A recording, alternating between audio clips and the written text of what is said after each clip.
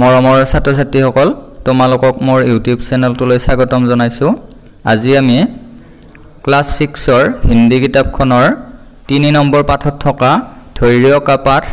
এই পাঠটোত থকা প্ৰশ্ন উত্তৰখিনি আলোচনা কৰিম। তোমালোকে যদি এতিয়ালৈকে মোৰ চেনেলটো সাবস্ক্ৰাইব কৰা নাই তেনেহলে মোৰ চেনেলটো সাবস্ক্ৰাইব কৰি লবা আৰু ভিডিওটো ভাল লাগিলে লাইক কৰিবা, কমেন্ট কৰিবা আৰু ভিডিওটো তোমালোকৰ বন্ধু-বান্ধৱীক শ্বেয়াৰ কৰি দিবা। এতিয়া আমি 1 নম্বৰটো চাম। आओ इस कहानी को कक्षा में अपने ढंग से सुनाए।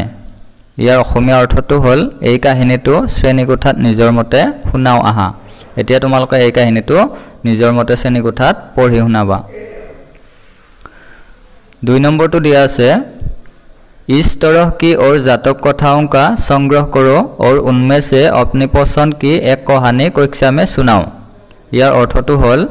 এনেকুৱা জাতক কাহিনীবোৰ সংগ্ৰহ কৰা আৰু তাৰ পৰা নিজৰ পছন্দৰ এটি কাহিনী শ্ৰেণীকোঠাত শুনোৱা। এতিয়া তোমালোকে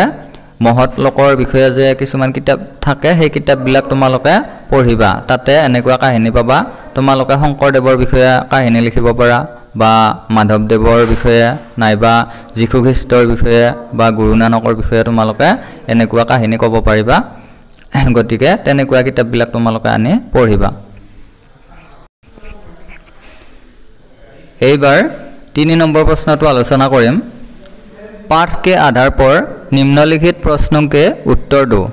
ইয়াৰ অসমীয়া অৰ্থটো হল পাঠৰ আধাৰত তলত দিয়া প্ৰশ্নবোৰৰ উত্তৰ দিয়া। এতিয়া 3 নম্বৰত থকা এই গোটেইকেইটা প্ৰশ্নৰ উত্তৰ মই তোমালোকক একাধিক্ৰমে লিখি দিম। তোমালোকে ইয়াৰ পৰা উত্তৰকেইটা লিখি ল'বা। এই প্ৰশ্নকেইটা তোমালোকৰ পৰীক্ষাৰ বাবে বহুত বেছি দৰকাৰী। এতিয়া ক নম্বৰ প্ৰশ্নটো হল गौतम बुद्ध कहा जा रहे थे अर्थात गौतम बुद्ध कলৈ গৈ আছিল। এতিয়া উত্তৰটো হ'ব उत्तर गौतम बुद्ध एक गांव से दूसरे गांव पैदल जा रहे थे अर्थात गौतम बुद्ध এখন গাঁৱৰ পৰা অন্য এখন গাঁৱলৈ খোজকাঢ়ি গৈ আছিল। এইবাৰ খ নম্বৰ প্ৰশ্নটো দিয়া আছে बुद्ध ने अपने शिष्य से क्या कहा अर्थात বুদ্ধই নিজৰ শিষ্যক কি কৈছিল। এতিয়া মই উত্তৰটো লিখি দিম। ইয়াতে লিখি দিছো उत्तर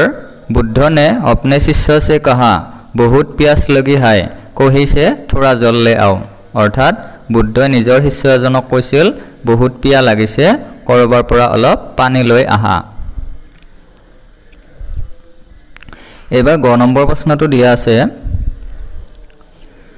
शिष्य जल लाने के लिए कहा गया अर्थात शिष्यजने पानी आनिবলৈ কলৈ গৈছিল। এতিয়া মই উত্তৰটো লিখি দিছো उत्तर शिष्य जल लाने के लिए एक छोटा सा पोखर में गया अर्थात शिष्यजने पानी आनिবলৈ এটা সৰু পুখুৰীৰ ওচৰলৈ গৈছিল। এবাৰ খ নম্বৰ প্ৰশ্নটো দিয়া আছে पोखर का जल गंदा क्यों हो गया अर्थात पुखुरीটোৰ पानी লেতেৰা কিয় হৈছিল। এতিয়া মই উত্তৰটো ইয়াতে লিখি দিছো उत्तर पोखर में एक बैल जल पी रहा था शिष्य वही से जल लेने के लिए आगे बढ़ा उसे देखकर बैल डर गया और जल से होता हुआ निकल भागा इससे जल गंदा हो गया अर्थात এটা গৰুৱে পুখুৰীটোত পানী খাই আছিল। শিষ্যজনে পানী আনিবলৈ সেই পুখুৰীটোলৈ গৈছিল। তেওঁক দেখি গৰুটোৱে ভয় খালে আৰু পানীৰ মাজেৰে দৌৰি গল। সেইবাবে পুখুৰীটোৰ পানীখিনি লেতেৰা হল। এইবাৰ 19 নম্বৰ প্ৰশ্নটো দিয়া আছে अंत में बुद्ध ने शिष्य से क्या कहा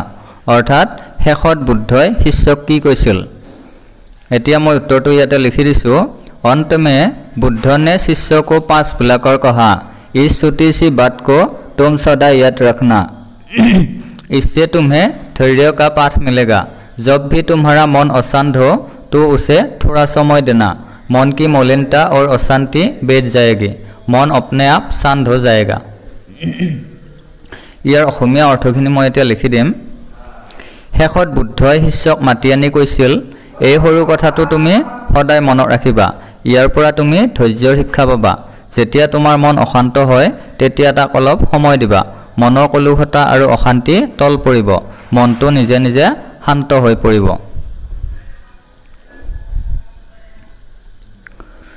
এবাৰ 6 নম্বৰ প্ৰশ্নটো দিয়া আছে বুদ্ধ কি অনমোল বাটংকা শিষ্যৰ पर কিয়া প্ৰভাৱ পৰা অৰ্থাৎ বুদ্ধৰ অমূল্য কথাবোৰে শিষ্যক কেনেদৰে প্ৰভাৱিত কৰিলে এতিয়া মই ইয়াতে উত্তৰটো লিখি দিছো उत्तर बुद्ध की अनमोल बातों का शिष्य पर गहरा प्रभाव पड़ा उसका चित्त प्रसन्न हो गया बुद्धर अमूल्य कथाबुरे शिष्यक गभीरभावे प्रभावित करिले शिष्यजনৰ মনটো आनंदित হৈ গল এইবাৰ 4 নম্বৰটো দিয়া আছে प्रस्तुत जातक कथा से हमें क्या सीख मिलती है आओ चर्चा करे ইয়াৰ অসমীয়া অৰ্থটো হল এই জাতক কাহিনীটোৰ পৰা আমি কি শিক্ষা পালো আলোচনা কৰো আহা এতিয়া মই তোমালোকক এই প্ৰশ্নটোৰ উত্তৰটো লিখি দিম প্ৰশ্নটো মই ওপৰত লিখি দিছো এতিয়া মই উত্তৰটো লিখি দিম उत्तरটো হ'ব प्रस्तुत जातक कथा से हमें धैर्य का सीख मिलती है हमें कठिन परिस्थितियों में धैर्य से काम लेने से सब काम सरलता पूर्वक संभव हो सकते हैं এতিয়া মই ইয়াৰ অসমীয়া অৰ্থখিনি তোমালোকক লিখি দিম এই কাহিনীটোৰ পৰা আমি ধৈৰ্যৰ শিক্ষা পালো আমি কঠিন পৰিস্থিতিত ধৈৰ্যৰে কাম কৰিলে সেই কামটো অতি সহজতে সম্ভৱ হৈ পৰে এইবাৰ 5 নম্বৰটো দিয়া আছে देखो समझो और बताओ অৰ্থাৎ সোৱা বুজা আৰু কোৱা এতিয়া ক নম্বৰটো দিয়া আছে तुम अपने विद्यालय कैसे आते जाते हो चित्र देखकर सही का निशान लगाओ और बताओ यार अर्थটো হল তুমি বিদ্যালয়লৈ কেনেদৰে অহা যোৱা কৰা ছবি চাই শুদ্ধ চিন লগোৱা আৰু কোৱা এতিয়া তুমি যদি খোজকাঢ়ি বিদ্যালয়লৈ অহা যোৱা কৰা তেনেহলে তলৰ ঘৰটোত পেডল বুলি লিখি শুদ্ধ চিন লগাই দিবা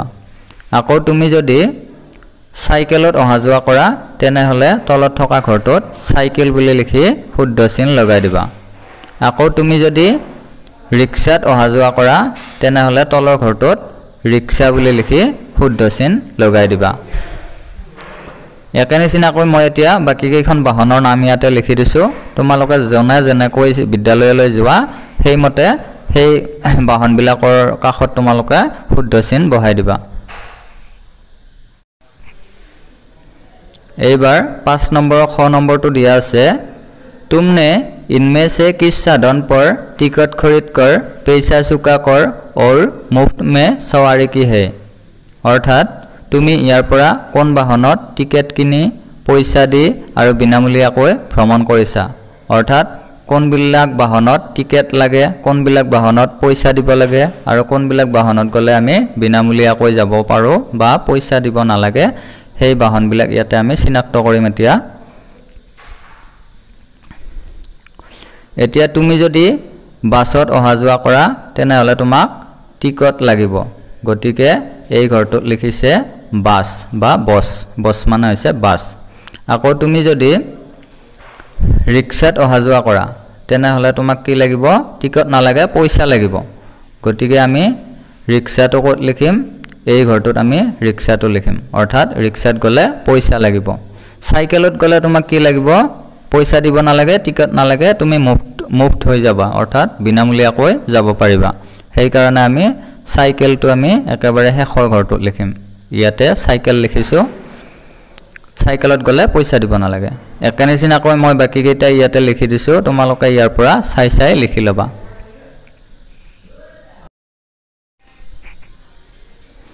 এইবাৰ 5 নম্বৰৰ গ নম্বৰটো দিয়া আছে पुराने जमाने में लोग किन स्रोतों से जल पीते थे आओ जाने अर्थात पुरानी काলত মানুহে কৰ পৰা পানী খাইছিল জানো আহা এতিয়া পুৰানি কালত মানুহে পোখৰ নদী ঝৰ্ণা অৰ্থাৎ পুখুৰী নদী নিজৰা আদিৰ পানী খাইছিল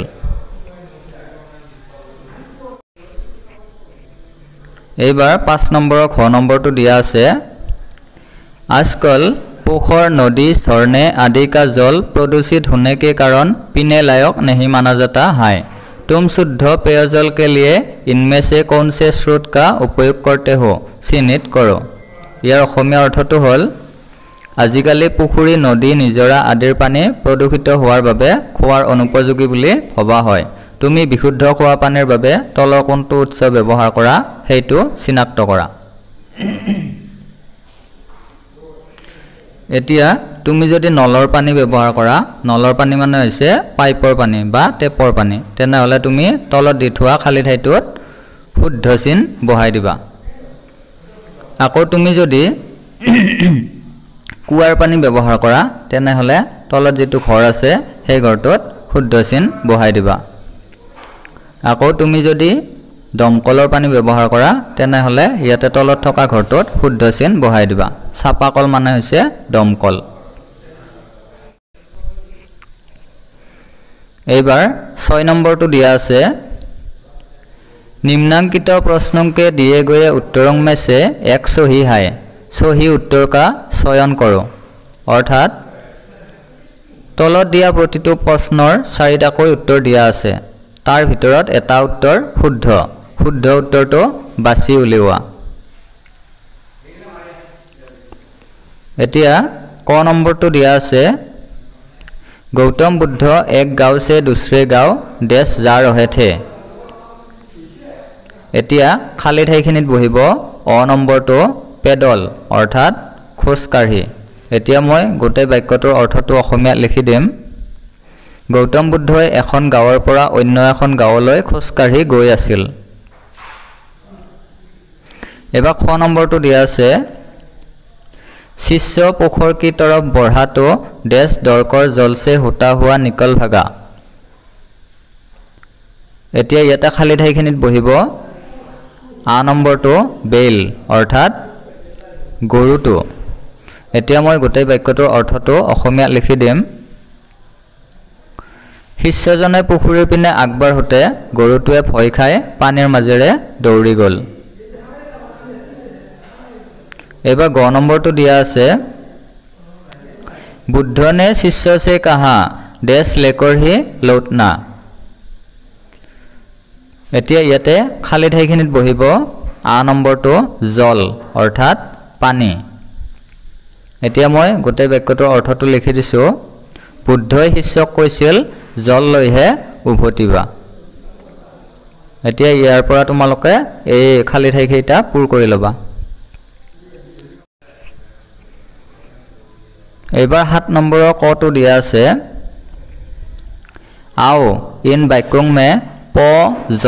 ब और ग वर्ण कितनी बार आए हैं खोजे और घेरे ইয়াতে কৈছে এই বাক্যবোৰত প জ ব আৰু গ বৰ্ণকেইটা কিমান বাৰ ব্যৱহাৰ হৈছে বিচাৰি উলিয়াই ঘেৰ দিয়া এতিয়া মই ইয়াতে এই বৰ্ণকেইটা ঘেৰ দিছো আৰু কোনটো বৰ্ণ কেইবাৰ ব্যৱহাৰ হৈছে ইয়াতে লিখি দিছো প বৰ্ণটো দুবাৰ ব বৰ্ণটো তিনিবাৰ জ বৰ্ণটো চাৰিবাৰ আৰু গ বৰ্ণটো পাঁচবাৰ ব্যৱহাৰ হৈছে এইবাৰ 7 নম্বৰ খ নম্বৰটো দিয়া আছে आओ पाठ में आए इन शब्दों को पढ़े अर्थात पाठत পোৱা এই শব্দবোৰ পঢ়ো আহা এতিয়া মই শব্দকেইটা পঢ়ি দিছো पोखर बेल बुद्ध जल गंडा गाँव गौतम यार পৰা তোমালোকে এই শব্দকেইটা পঢ়ি লবা এইবাৰ 7 নম্বৰৰ গ নম্বৰটো দিয়া আছে आओ अब हम म न भ य त र ल वर्णों को पाठ में ढूंढे और इनसे बने शब्दों को पढ़े এতিয়া আমি म न भ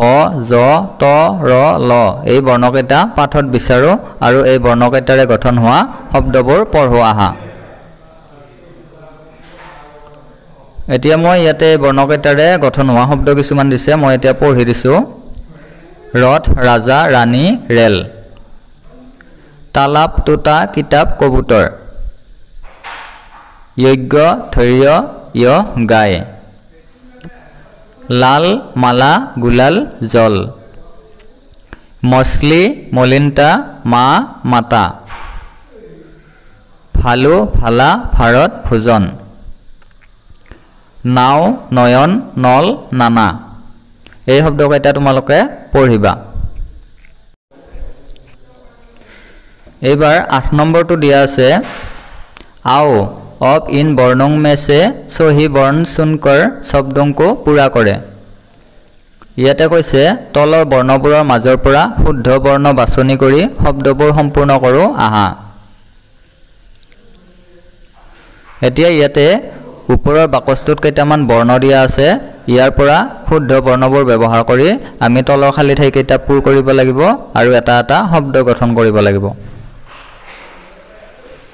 এতিয়া ইয়াতে মই খালি ঠাই কেইটা পূৰ কৰি দিছো তোমালোকে ইয়াৰ পৰা চাই চাই লিখি লবা এইবাৰ 9 নম্বৰ প্ৰশ্নটো দিয়া আছে आओ मात्राओं को सीखे और खाली जगह भरे ইয়াৰ অৰ্থটো হল মাত্ৰাবোৰ শিকো আহা আৰু খালি ঠাই পূৰ কৰো আহা এতিয়া ইয়াতে দিয়া আছে ক যোগ আ সমান কা অৰ্থাৎ আটোৰ পৰা আকাৰ হৈছে তাৰ পিছত ক যোগ ই সমান কি অৰ্থাৎ হস্যইটোৰ পৰা হস্যইকাৰ হৈছে তাৰ পিছত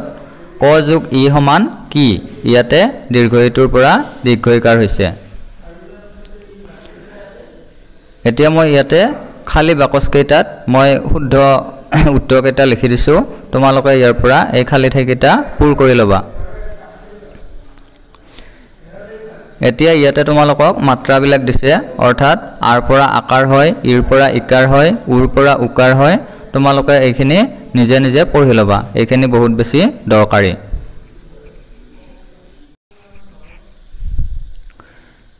এইবাৰ 10 নম্বৰটোত ইয়াতে গৌতম বুদ্ধৰ বিষয়ে কিছু কথা লিখা আছে ইয়াৰ পৰা তোমালোকৰ পৰীক্ষাত আহিব পাৰে এইখিনি কথা তোমালোকে ভালদৰে পঢ়ি চাবা এতিয়া মই তোমালোকক এই কথাখিনিৰ অৰ্থখিনি লিখি দিম प्रथमते मैं एबार पढ़ी दिसो गौतम बुद्ध का जन्म ईसा पूर्व 563 में वैशाख पूर्णिमा के दिन कपिलवस्तु नामक स्थान पर हुआ था उनके बाल्यकाल का नाम सिद्धार्थ था पूर्णिमा तिथि को उन्हें बोध प्राप्त हुआ था और अंत में उनका निर्वाण भी इसी तिथि को हुआ वे बौद्ध धर्म के प्रवर्तक थे एतिया এই কথাখিনিৰ মই অসমীয়াত অৰ্থখিনি তোমালোকক লিখি দিম খ্ৰীষ্টপূৰ্ব 563 বহাগ মাহৰ পূৰ্ণিমাৰ দিনা কপিলাবস্তু নামৰ ঠাইত গৌতম বুদ্ধৰ আবিৰ্ভাৱ হৈছিল তেওঁৰ বাল্যকালৰ নাম আছিল সিদ্ধাৰ্থ পূৰ্ণিমাৰ দিনা তেওঁৰ বোধ প্ৰাপ্তি হৈছিল আৰু শেষত এই তিথিতেই তেখেতৰ মহাপ্ৰয়াণো হৈছিল তেওঁ বৌদ্ধ ধৰ্মৰ প্ৰৱৰ্তক আছিল এতিয়া এই কথাখিনি তোমালোকে মনত ৰাখিবা ইয়াৰ পৰা তোমালোকৰ পৰীক্ষাত আহিব পাৰে এতিয়া একেবাৰে শেষত ইয়াতে তোমালোকক পাঠটোৰ পৰা কেইটামান শব্দৰ অৰ্থ লিখি দিয়া আছে এই শব্দৰ অৰ্থ কেইটা তোমালোকে ইয়াৰ পৰা লিখি পঢ়িবা কাৰণ ইয়াৰ পৰা তোমালোকৰ পৰীক্ষাত আহিব পাৰে লিখি পঢ়িলে তোমালোকৰ বাননবিলাক শুদ্ধ হ'ব